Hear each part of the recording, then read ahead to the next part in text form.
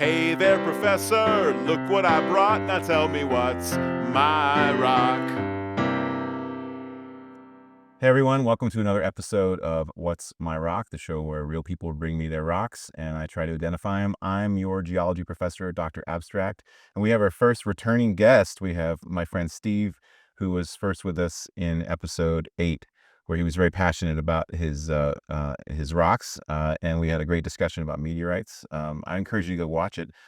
Before we start today, Steve, do you have any thoughts about the last time we met? It's been a while, so Yeah. what do you think? Well, I think it was very good, and the opinion you had on it really made me dig deeper to make sure it was definite what I had, because I'm like, well, maybe I should take a second guess and dig a little deeper. So Okay. so I was very thrilled at that. So with that, it led me to a pretty good discovery. Okay. Well, before you begin, I want to say that our meeting also led me to something, and I went and got some books and did some reading of my own. So Yeah. I got a couple of books. This is not a book review, but I do like these books. These are both from the peer-reviewed scientific literature. This is from Cambridge Planetary Science, Meteorites, a whole book on meteorites by Hutchinson, and another one, Meteorite Mineralogy by Alan Rubin, who's at UCLA, and Shima, who's at Caltech.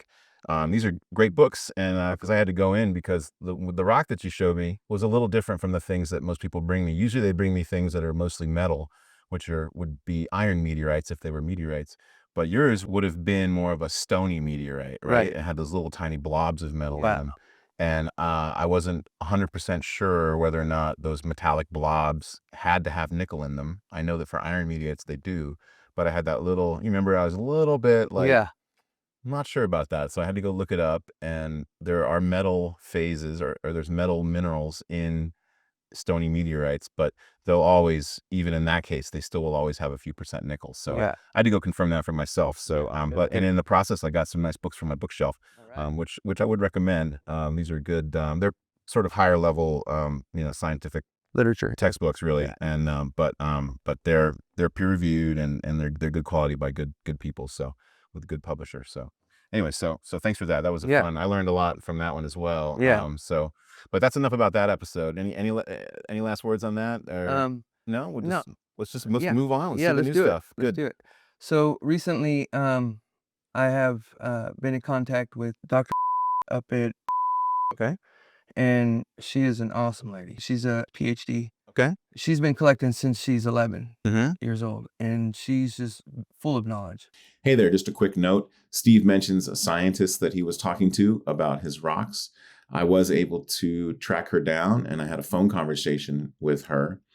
She was not interested in coming on the show, and she was also not interested in commenting about Steve's rocks. She said she didn't know what rocks he had on the show and didn't feel comfortable commenting. I offered to send her a rough draft of the show and maybe she could comment after watching it. She still didn't want to participate in the show in any way whatsoever. And that's fine. I accept that. I was disappointed, but that's life. And I told her that I would disguise her identity in the video. So you're going to hear her name bleeped out. And in the captions, we're going to refer to her as Dr. X. So the long and short of it is that Steve did talk to Dr. X, but Dr. X did not want to participate in this episode. And that's the best we can do. All right, back to the show. She's been collecting since she's 11 Mm-hmm. years old, and she's just full of knowledge. Okay. And when I showed her these, she just knew off the bat what they were just based off of these identifying markings. They're like little horseshoes, right? That are on these rigmoglyphs. And the fact that the bubbles that were on the meteorites on the surface, she knew had a good amount of gold in it, had to have based on the texture. And she is relating this to the Giacobini-Zinner comet in 2018. Mm-hmm. Giacobini-Zinner comet. Yeah. Okay. And that was the one that came in, simultaneously with another comet, first time ever in existence. Mm-hmm. So with that being said, it's led to the hands of Dr. Dixon from Colorado Center for Meteorite Studies. Okay. And he's researching it now, and it's getting classified right now in New York. Okay, here Steve is referring to a scientist named Dr. Dixon from Colorado. And I was able to track him down. His name is actually Dustin Dickens. and he works with the Laboratory for Meteorite Analysis and Classification in Colorado. I did confirm with him that he has been in communication with Steve about these rocks. He did say that at first he thought that Steve may have a meteorite based on nickel content, but after receiving the samples in his laboratory, he wasn't able to reproduce that, and he now does not believe that Steve has meteorites. And he's a great guy, and he agreed to come on the show. And so, in fact, we recorded our entire conversation on Zoom, and I will post that as a follow-up video to this one. And I encourage you to watch it. We talk about Steve's rocks. We talk about identifying meteorites. We talk about the scientific method. We talk about meteorite science. It was a great conversation, I thought, and I think you're really going to enjoy it. So be on the lookout for that. I'll call that episode 20B as a follow-up to this one. So look for that one. Back to the show. And he's researching it now, and it's getting classified right now in New York. So you don't have that specimen here? These are the specimens from these are all the same specimens. Got it. Okay. So we've done nickel tests, and we've got up to 12% on some of this. Okay. Down to 4%, down to 3%. Okay. The reason for that is the mineral Edscottite. I don't know if you're familiar with that. I've never heard of Edscottite. No. So it's a mineral. It's from a meteorite, and it's I could look it up in this book right here. yeah. Let's do that. Look, because It's fairly new though. It's called Meteorite Mineralogy. Yeah. And it's pretty recent. Like it came out 2021. Yeah. And so it lists all the known minerals that have ever been observed in meteorites. Let's see if we can find it. Edscottite. Edscottite, yeah. Starts with an E? Yeah, Edscottite. Edscottite. Edscottite, yeah. Edscottite. Edscottite, or Edscottite, was discovered and named in 2019 by Ma and Ruben, named for Ed Scott, who passed away in 2021. When I cut into these and they're exposed to the oxygen, they're like completely gold. They look, I'm like, man, this is gold. I think it's just the oxygen, being exposed to when I do the cut or something. I'm not sure, but it's the exact composition of Edscottite. Of Edscottite, yeah. Okay, I'm trying to find the composition of Edscottite in this book here. Here it is. Iron Fe5C2. So it's an iron carbide mineral. Okay. So let me ask you this: do you know how they know that Edscottite is in there? What test did they do? Based on my research. Okay. I know it sounds, but I've been doing nothing but I got a book coming out and everything over this, but I've been researching for 15 hours a day. Okay. And with my XRF plus in conjunction with. Do you have an XRF? Yeah. Okay. With Dr. She's been backing me on this 100%. Okay. She works with. She does classifications and stuff there. I see a lot of different samples here. Okay. And you're saying these are all part of the same deposit? Yes. Yeah. Okay. Are they near where last time we met? Yes. Oh, up in there. It's a strewn field within about 2 miles. It's in the Cajon Pass area. Yeah. Okay. This is the one where you said that you saw the meteorite. There's a video of the meteorite. Yes. So all right. You still are 100% behind that. Yeah. Okay. I matched the fireball reports. Okay. Okay. Now to the video. And you also stand by your position that it was the San Bernardino wash meteorite? No, perhaps it's related. I don't know if it's exactly related.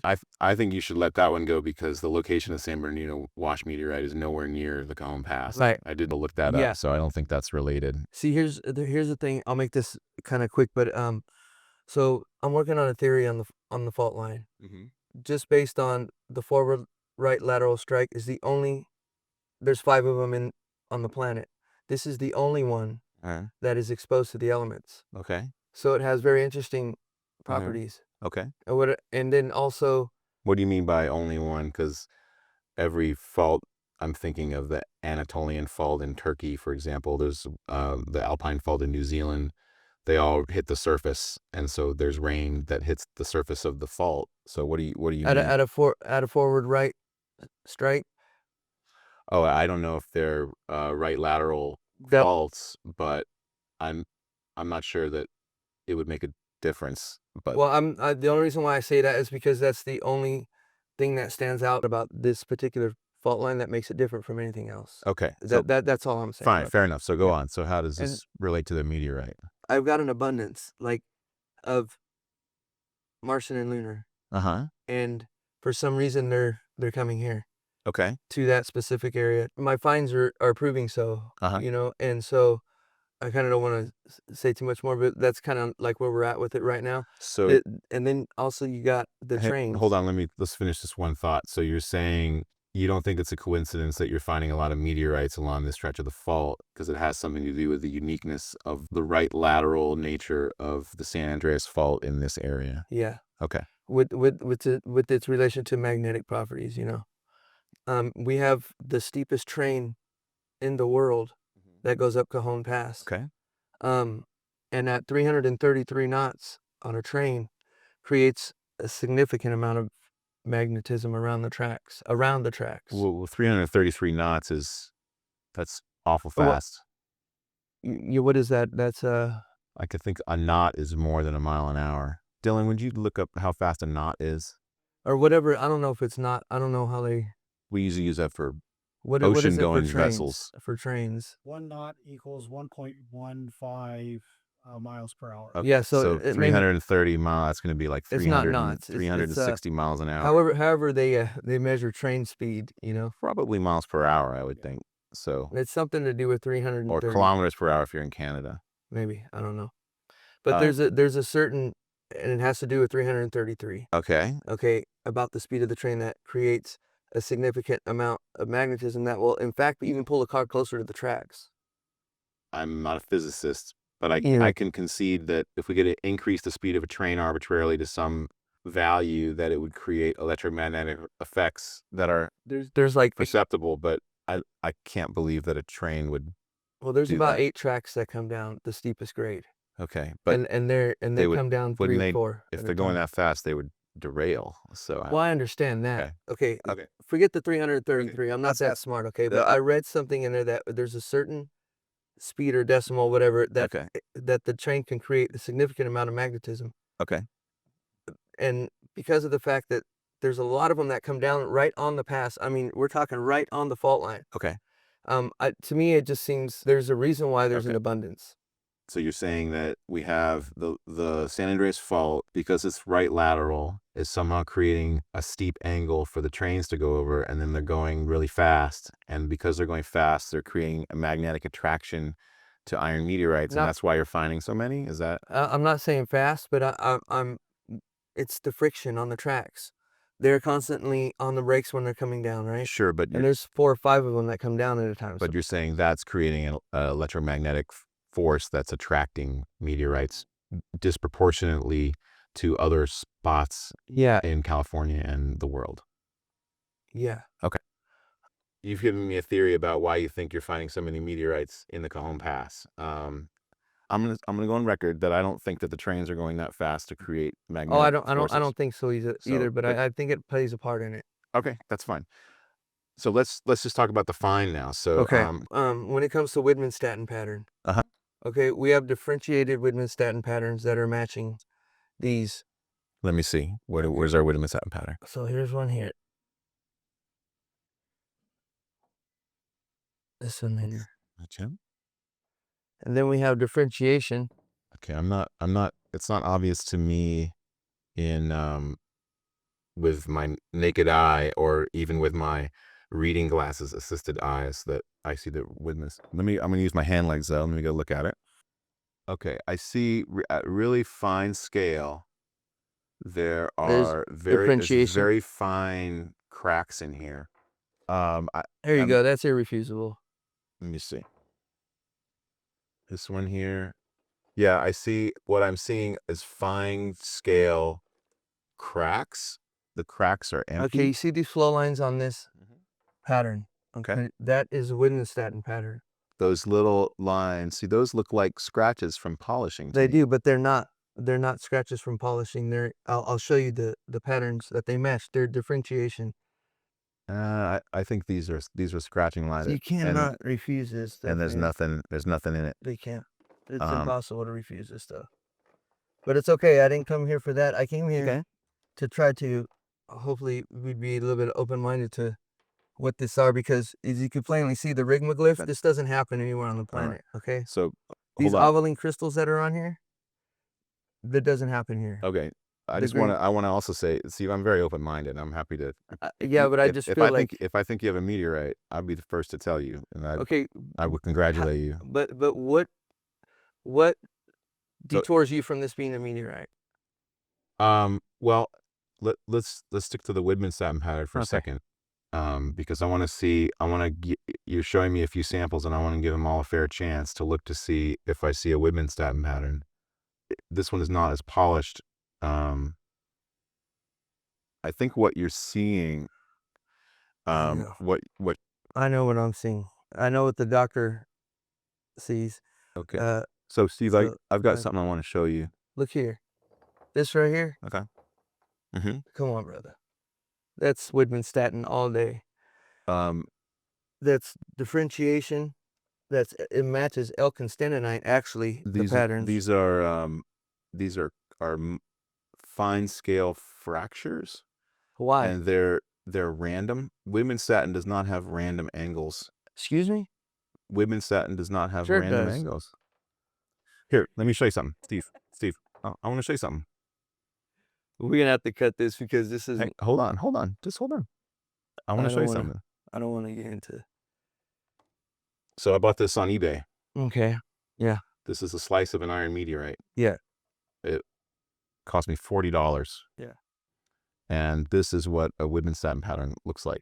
That's what that Widman-Staten pattern looks like. Correct. There's different. Let me show you. Some of them can be coarse. Some of them can be fine grained. But here's what I want you to. I want you to have a look at this.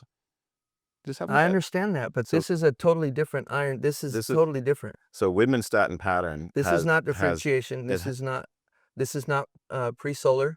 That's not what this is. So pre-solar is not organized like that. Pre-solar is differentiated, which means the pattern is not like that. The pattern is scrambled. There's scratches because the comets they like scratch together.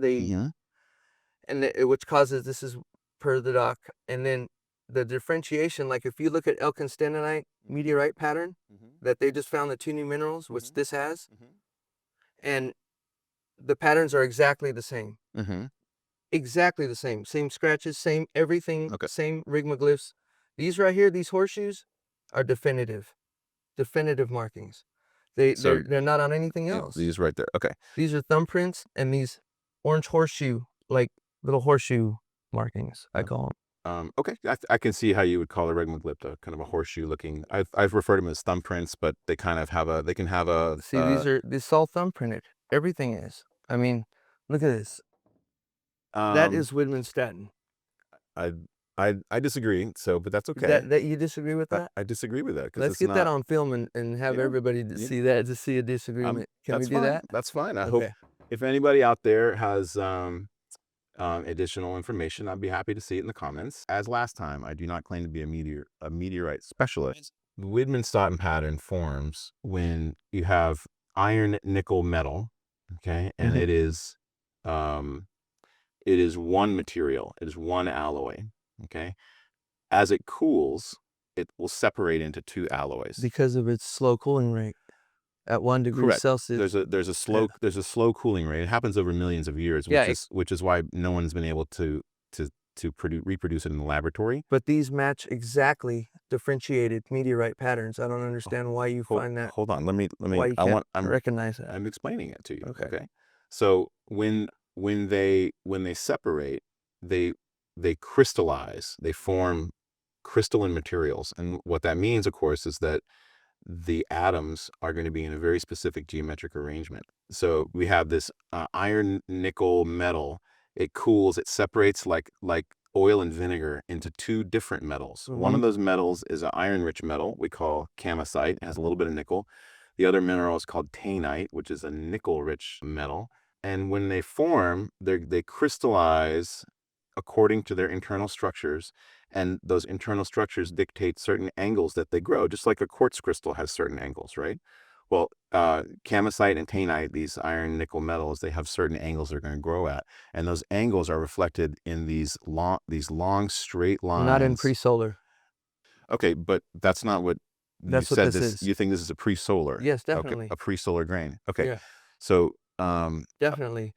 my understanding of pre-solar is that it's just a bunch of pre-solar grains are tiny things. Exactly. They're not. That's why. They're not big. And I'll even tell you that the markings that I have on the outside of these meteorites, Yeah. which match the rover's identification markings, okay, and I'll point them out to you. The rovers. Yeah, the rover did on Mars, Uh-huh. our AI out there. Uh-huh. Okay, he's seen some really interesting markings on the rigmaglyphs on the Calcoa meteorite. And On the which meteor? The Calcoa? Calcoa. Okay. That's- Calcoa.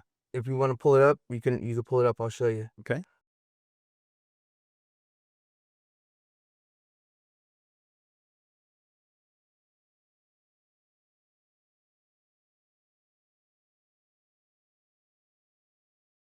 If you look on all the exterior of my meteorite, it's got all these same exact markings. Okay, but that's a good place to start, but you have to analyze the composition of. I mean, we're persuaded by a mark, like the shape of a marking. I just need more. This is ceramidite, by the way. This is meteorite. And what's the stuff. basis of saying that? That's what's in this particular meteorite. That was found with 2,600 compounds, organic compounds, and 2 unknown minerals. Okay. Nano diamonds of Lonsdale-lite are matrixed in this metal, which makes it very unique. Mm-hmm. How did you detect the nanodiamonds? Microscope. Okay. Yeah, and also the markings on the rigmaglyphs. So if you could see, like, I don't even have the documentation to show you, but we gotta be seeing it on a screen or something. But it's these markings here, and it's like little chicken feet. Uh-huh. This here is interesting. This full of chondrules. I don't see why that wouldn't be a meteorite, right? So, and of aluminum oxide to boot. So a lot of this is aluminum oxide rich. Okay. There's calcium aluminum inclusions you probably read about. Yes, that's Okay. what it is. Sure. Because I'm getting calcium and I'm getting aluminum oxide, and I'm like, what the hell's this coming from? Okay. And I dug into the research. It could be a lot of things. See the iron nickel specks on here? Uh-huh. Where does that? How does that happen here? I can't confirm there's nickel on there without analyzing it with XRF. Go ahead and carbonaceous chondrite. Carbonaceous chondrite. Okay. All right. I'm not seeing chondrules in here. I'm seeing holes. You're not seeing chondrules and diamonds in there? I'm not seeing diamonds. on, I mean, brother. I'm seeing sparkly things. What's that? I don't know if they're diamonds or not. It makes the diamond tester go off like crazy. They do have diamonds in meteorites that are nanodiamonds. I have read about that for sure. And it's in the metal, the nanodiamonds. Okay. Okay. Let's focus on a few. Let's see. Do you know what emulac is? An emulac? I don't know what that is. Emulac. What's Dylan, do you know what an emulac is? An emulac is a type of meteorite. Do you know what an emulac is? Anyone out there? Am I in the right place, Doc? I've never heard of an emulac. That's why I bought the book, is because there's a lot of obscure meteorite minerals. This is going to big time. This is in big hands right now. And I really don't want, I mean, I think we should probably cut the video because... Well, let me say one final thing. Remember that iron meteorites must have nickel in them. Do these have nickel in them? Yes, they do. Which one? Show me a sample that has nickel. All of them do. How much nickel do they have? 3 to 4 to 7 to 12%. Okay, so depending. We should be able to reproduce that here. Let me show you this here. Well, hold on. Let's just run that. We'll run the XRF one more time. Okay, let's do it. And before we do that, I wanna say a few things. Yeah. Meteorites typically do not have gas bubbles in them except for in very rare circumstances. So these are called vesicles. Very rare circumstances. Yeah. Very rare. They would have to be. They are very rare. They are the rarest. Correct, but these are actually. But iron meteorites are not going to have bubbles because they come from the core. Yeah, the iron of asteroids. The iron doesn't. So the iron's not going to have bubbles in it. No, right? Like these. Correct. Like this That's one and correct. this one. These so don't. Like for example, this here. Carbonaceous chondrites are not going to have bubbles in them either. There's no vesicles. So this one. This is a Widman-Staton pattern. If you are going to deny that angled, cross-hatched It's definitely crosshatched. Okay, then where does that come from? But How it's could not. that be No, hold- organized that on hold- this hold planet? on, hold on. That cannot be organized on this planet. Period. I don't think it's organized. That's what I'm saying. Where could this come from? This is an organized. No. This is This is organized based on. differentiation, sir. That's not, Steve. This is all. Nothing else does this. Steve, since the beginning of the universe, any mineral that forms, which includes minerals and iron meteorites, are going to obey the same laws of physics that they You don't obey know today. that because we have 2 unknown minerals that came to this planet that nobody knew nothing about. If it's a mineral, Mhm. which includes metals and iron meteorites, they Right. all behave the same way in the sense that they have internal crystallographic order. That's the definition of what it means to be a mineral. And when they crystallize, they're going to tend to crystallize along planes of atoms. This here is part of the meteorite, okay? When I put a shortwave UV on my meteorites, they look like a damn fruitcake, Okay. okay? With pink, red, yellow, green dots. This thing looks like a damn Okay. crystal ball with all the colors in it. Okay. That's Okay. very This is very unique because these are not holes. Okay. These are 6-sided holes. These are 6-sided whatever it is, okay? The fact that Which one is six-sided? all these holes, Okay. none of them are round. They're all 6-sided. The structure of it, That one looks round and this one looks round. They're not I'm round. not sure I understand. okay, I'm not- every single one of those have flat sides on them. They're all 6-sided. You can see it if you put it up to the camera. Everybody can see it. I'm not. Maybe you can show me which one it is when we go do the camera. But this one also has vesicles in it, so that's not a good candidate for a meteorite. Unless Man, it's a- you need to look up. You are totally wrong, Doc. You need to look up right now Martian meteorites. Okay. This is a very famous A freaking Martian- meteorite that is. Hold on. A Martian. I don't even understand You're right. where you're coming from. I'm saying brother. that you're correct. A Martian meteorite is they're called Shergottites, and they are basaltic. That's an exception to the norm that meteorites don't have these holes in them, because that one did form volcanically. That's a well-known one in the literature. I've heard about that one. So you're correct. So if it were a Martian meteorite, It is Martian meteorite. Okay. That's what All right. the That's determination we've that's come fine. to. This is Edscottite. Do you know what that one is? Okay. That's the newest mineral out. That's the newest meteorite out. It's this exact. Elkins Stanton. Yeah, see, that's probably named after Lindy Elkins Stanton, who was a former director of the Yes. Department of Terrestrial Magnetism, next to where I did my postdoc. Let's look up the composition And of Widmanstatin. Elkins tannanite. And Okay. Elkins tannanite. peridot and everything in here, every gem Okay. just about. She's not in there yet. So I'll look up Elkins tannanite. Okay.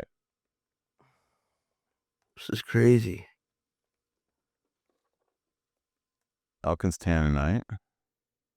I got the fireball reports that match my video of this that I got from the railroad identically to the T, direction, coordinates, time, all of it. So how could it not be?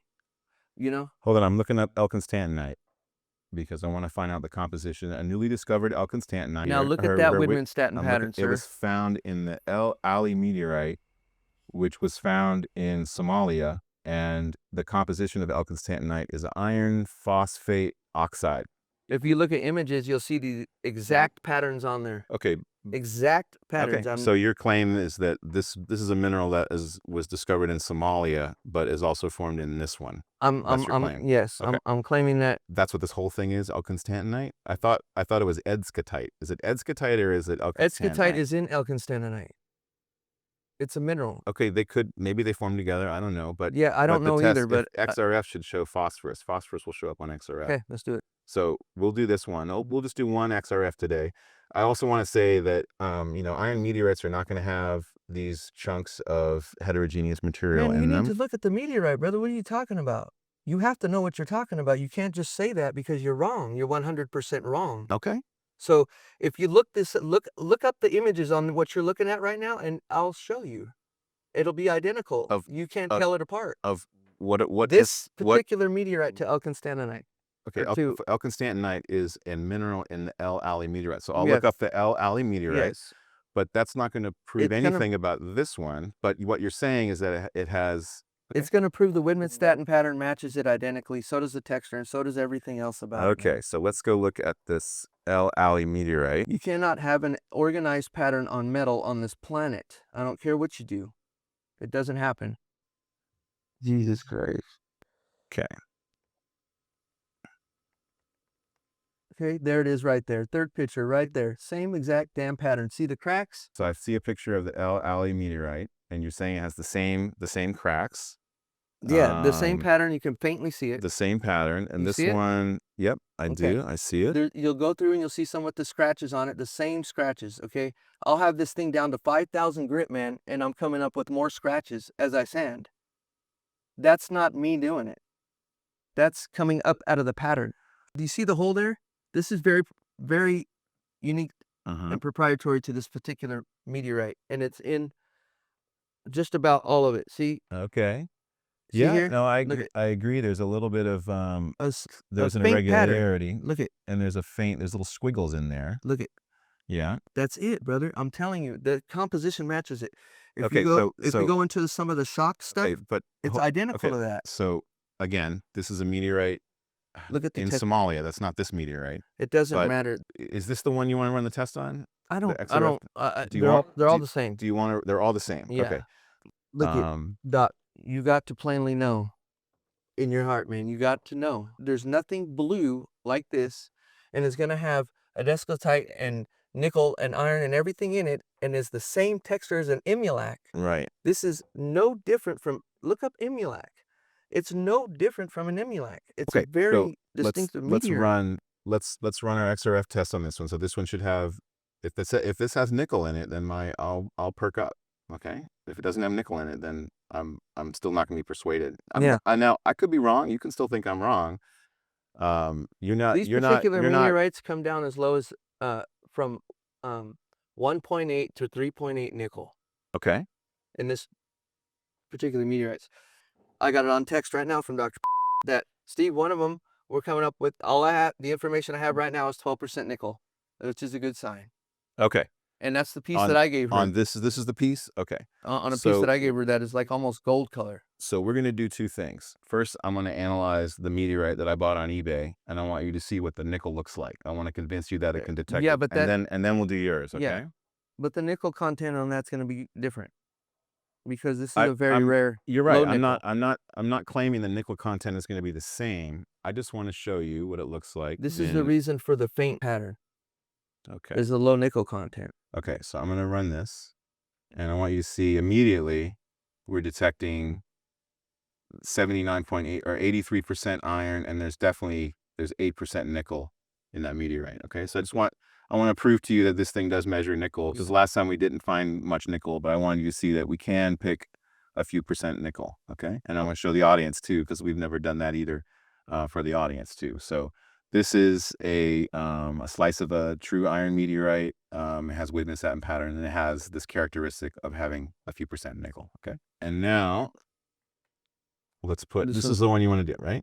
Okay. Yeah, either one. This is a special stand that we use for the XRF. You can pop this in here. You want to inspect this, Steve, and make sure that we're putting it where you want it? No, that's okay. This is the nice thing about this is we can make sure we get it right on it. Okay, and I think that looks good. And we're going to close this. And now we're going to run it. And we're getting 87% iron, and again, just a few hundred parts per million of nickel. Which is what? That's going to be 0.1% of nickel, which is far below any observed nickel in an iron meteorite. So if you do have an iron meteorite, it's outside of the observations that scientists have made before of nickel in an iron meteorite. Okay. Can you test this one here? Sure, we can do that one. All right, we'll just do this one, and I think that's going to be good. Let me just look at it from the side to make sure it's all lined up. And you claim this had Elkin's tantanite in it, right? Yeah, Professor gotten 12% on a piece that I gave her. So it got 12% of nickel. Mm-hmm. Okay. And I got that in text from her. Is it okay if I call Dr.? Yes. I'd like to talk to her. Maybe she'll come on the show. Yeah, she will. Great. I'm going to hit start, and we'll see what we get. We're getting a few hundred parts per million of nickel as well. So that one also is not. Isn't that 4%? No, it's that number 400. Let's call it 500 parts per million. So you would do 500 over. I'll show you how the math works. 500 over 1 million. Okay. So we can cross out those two. So it's 5 parts per 10,000. So Yeah, see, that's not one, no, two, that's one, there's two. So something that's up. 0.05 per 100. So it's 0.05%. Yeah, we're not. She's gotten 12%. She's gotten 7% on hers. I've gotten Okay. down to 4.3 on every Well, one I that's do. why I'd like to talk to her because This one here, that's my only other okay. one. All right. And then this I'll is the last one we're going to do. So we're getting as our iron 0.12% of manganese, 437 parts per million of nickel. That's 0.04% nickel. That's 100 times less than we need. That's a way to think about it. if you look at the Elkinstantonite's exterior, Okay, well, it's identifying remember, markings, right? don't confuse Elkinstantonite, which is a mineral, The with El the Ali. meteorite. The meteorite is a big Yeah, thing. the El Ali. Yeah. Elkinstantonite, I haven't looked at the literature yet, but I have a feeling it's a very small grain inside the El Ali meteorite. That's usually how they find new meteorite minerals, but it's not the whole meteorite. It's going to be a small grain inside that meteorite. Yeah, you cannot veer away from the thumbprints and the organized pattern. How could you have an organized pattern on this planet? It happens. That's what crystals. That's what it means to Not be. on Have metal. we ever seen a quartz crystal? Not on metal. I think if we search the metal literature, we would find many examples of organized patterns of metal crystals that you can find. I would ask a metallurgist about that. It might. I've matched these. The only thing it matches is that damn meteorite right there. How much nickel does that meteorite have in it? Which one? The El Ali. I don't know, but they call it an iron meteorite, so I'm going to assume it has at least 4 or 5%. Okay. So, this one we're getting aluminum, we're getting silicon. It's interesting that my fireball reports that match the video. How do we explain that? I don't know. We don't know. We just say ignore that. Well, hang on. Let's finish this analysis. We're looking for phosphorus. We want to test to see if Elkinstantonite is in there, and I'm looking for phosphorus, and